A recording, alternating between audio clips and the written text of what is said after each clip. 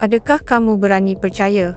Seorang gadis kecil berusia 8 tahun, dengan tekak terbelah masih bertahan hidup dengan gigih. Bolehkah kamu bayangkan? Dia dalam kegelapan dan ketakutan, mengingati setiap kesan pembunuh dengan jelas. Adakah kamu tahu? Dia menggunakan 19 tahun kesenyapan, berjuang bersungguh-sungguh untuk mendapatkan fajar keadilan. Cerita ini akan membuat jantungmu berdebar kencang dan air mata mengalir. Marilah kita kembali ke tahun 1990. Pekan kecil di Kinston, Texas. Sebuah sudut yang dilupai masa. Di apartmen usang, tinggal Jennifer Scott dan ibunya Ellen. Mereka adalah segala-galanya antara satu sama lain. Hari-hari susah namun menyimpan sinar harapan. Jennifer baru berusia 8 tahun. Seorang gadis kecil yang boleh senyap seharian dengan buku. Hari itu adalah 9 Ogos, sebuah hari Jumaat yang biasa-biasa saja. Pukul 2.30 petang. Ellen dengan lembut memujuk Jennifer untuk berehat di bilik. Esok kena bangun awal.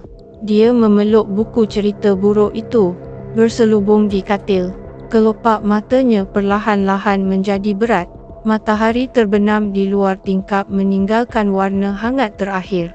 Siapa yang boleh menyangka? Sebuah mimpi ngeri sedang merangkak menghampiri.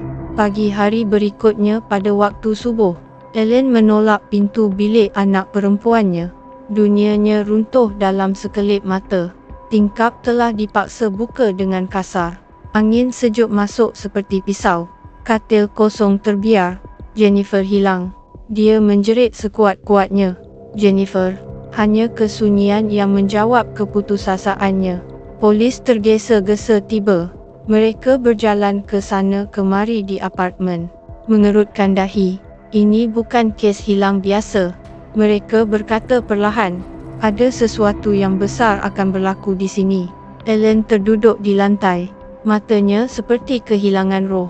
Udara di pekan kecil mula terasa berat. Siapa yang berani menyentuh gadis kecil yang tidak bersalah ini? Jawapannya tersembunyi dalam bayang-bayang. Petang itu pukul 6.30. Dari ladang di pinggir pekan terdengar jeritan.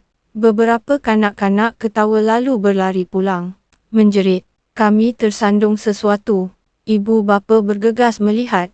Jantung mereka hampir terhenti. Di rumput terbaring seorang gadis kecil.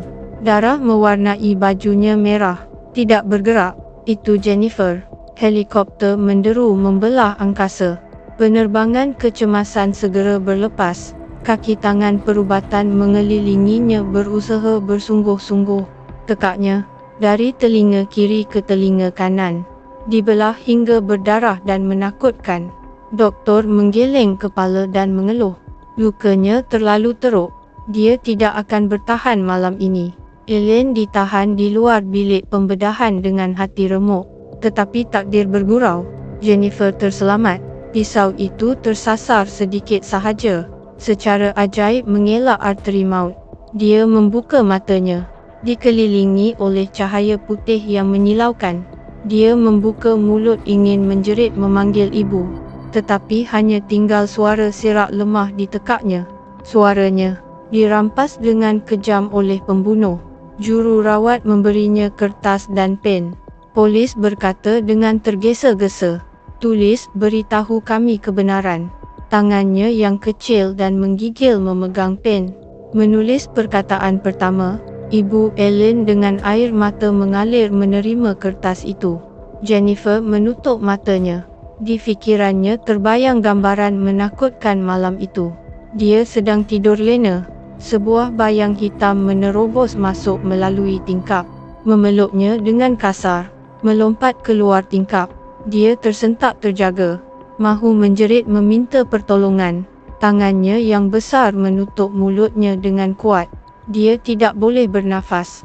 Dia berlari seperti harimau yang ganas. Bunyi langkah kakinya bergema kuat di laluan pejalan kaki.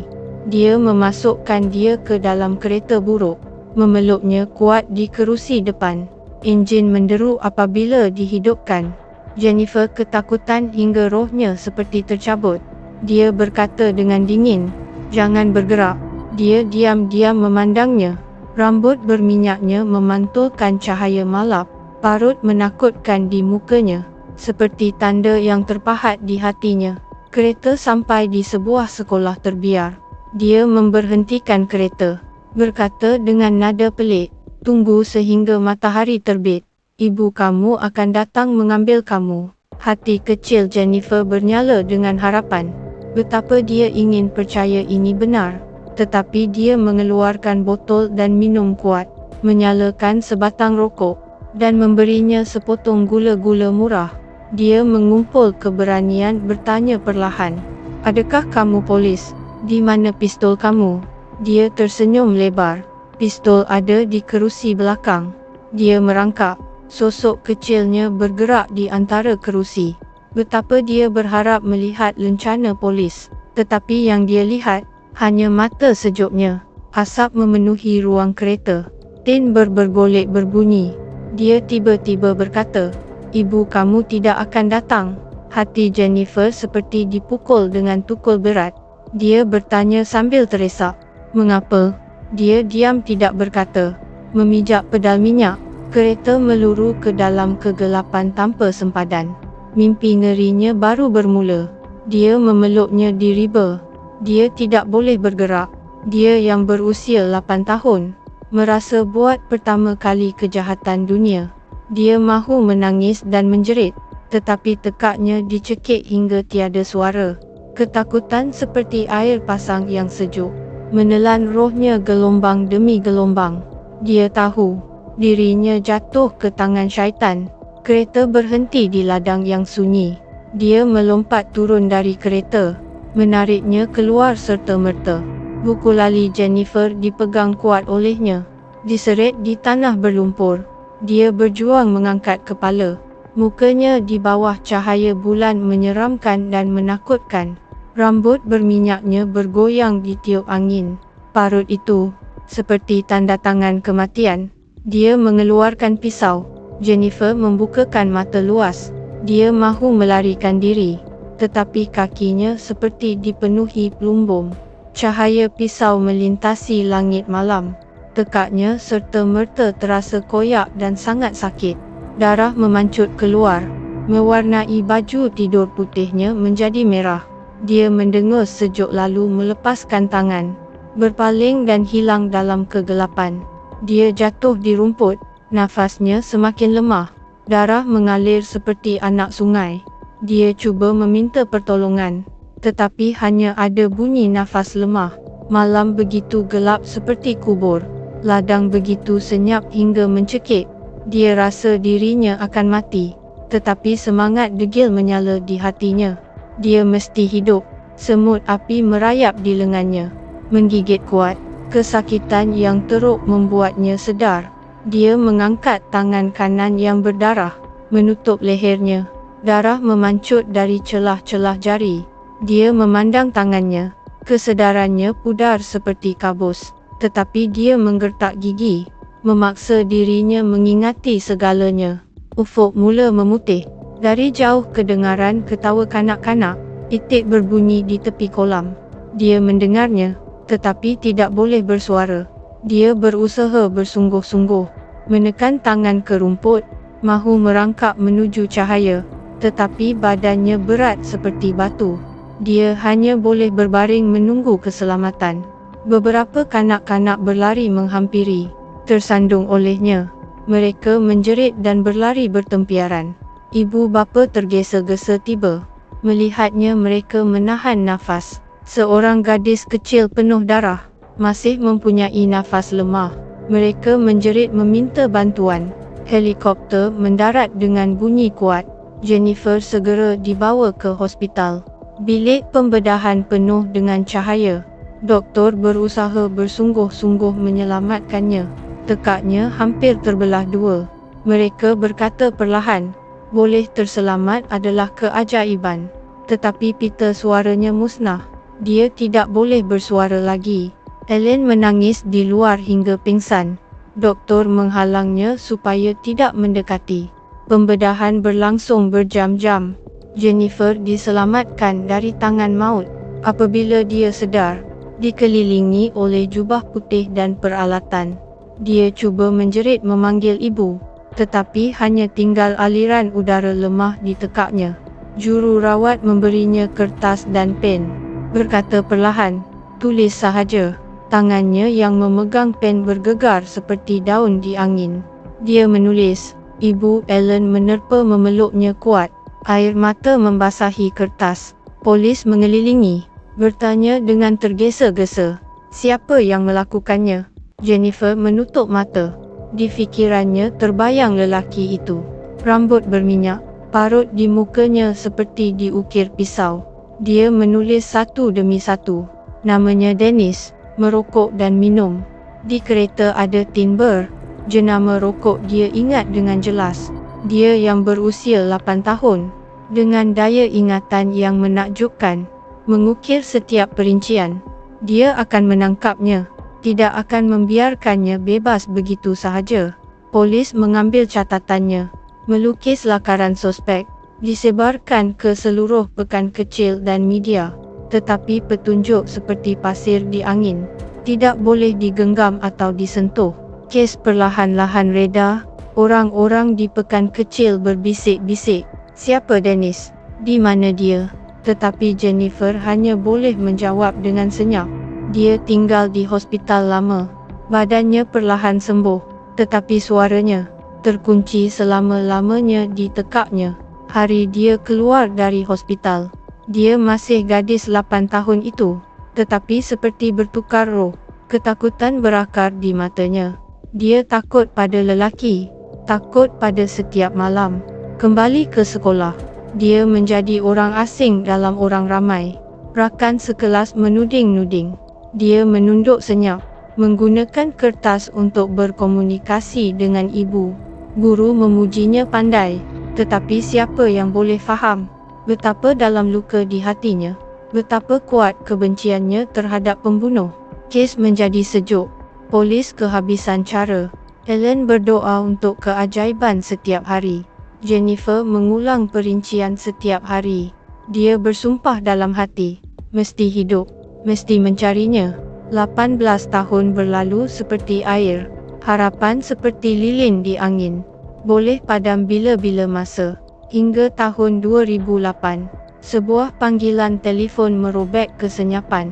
Detektif Tim Crummy mengambil kes lama. Dia berkata dengan serius, "Jennifer, saya mahu bertemu dengan awak." Dia terpaku di tempat selama 18 tahun. Buat pertama kali seseorang menyalakan harapannya. Tim duduk di hadapannya, matanya teguh seperti besi. Dia berkata, "Saya akan berusaha bersungguh-sungguh hingga menangkapnya." Air mata Jennifer mengalir dari matanya. Dia menyerahkan catatan dari tahun itu. Tulisan walaupun lama tetapi jelas. Dia tidak boleh bercakap, tetapi matanya menderu. Tim menghubungi FBI. Mereka mengeluarkan bukti yang berhabuk. Kepingan pakaian dari ladang, bernoda darah dari 18 tahun lalu. Teknologi DNA berkembang pesat. Setahun kemudian, pukul 2.30 pagi, bunyi telefon meletup. Makmal menghantar berita. Pembunuhnya ialah Dennis Earl Bradford. Nama ini sesuai dengan sempurna dengan catatan Jennifer. Dia yang berusia 8 tahun mencatat kebenaran di tengah kesakitan teruk. Dennis berusia 39 tahun. Penjenayah biasa dari Arkansas.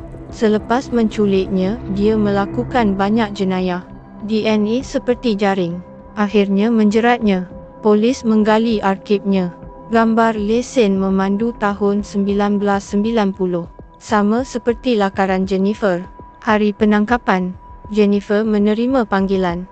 Dia duduk di sofa. Kedua-dua tangannya menggigil. 19 tahun penderitaan akhirnya tamat. Dennis dibawa ke mahkamah. Jennifer bersedia untuk tampil.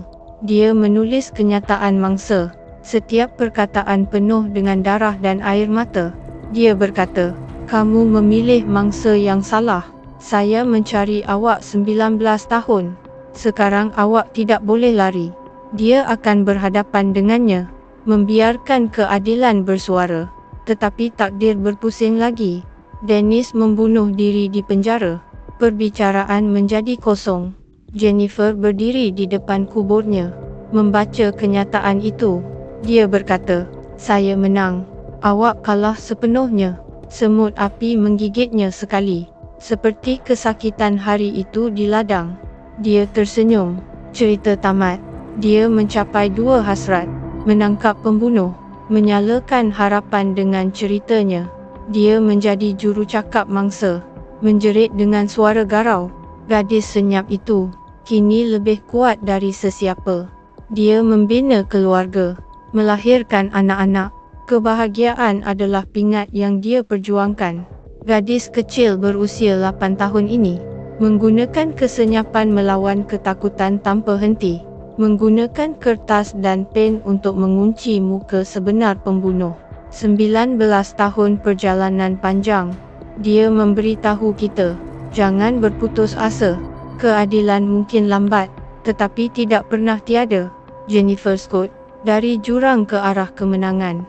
Jangan lupa melanggannya. Jumpa lagi di kes seterusnya.